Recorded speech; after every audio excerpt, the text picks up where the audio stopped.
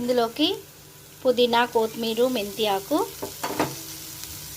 చాలా టేస్ట్గా ఉంటాయండి. ఇవన్నీ తప్పనిసరిగా మనం నాన్ వెజ్ చేసుకుంటే ఇవన్నీ ఉండాలి. ఆకులు, మెంతి ఆకు, పుదీనా, కొత్తిమీర.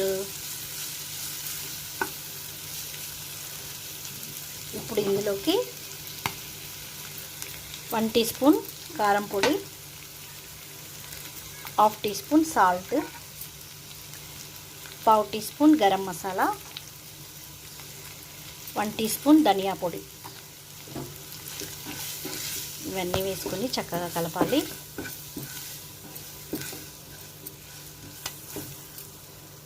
ఇందులోకి మనము ఉడకబెట్టుకున్న బోటి వేసుకోవాలి. ఇది చక్కగా ఫ్రై అనండి, బోటి ఫ్రై. కాస్త మూత పెట్టి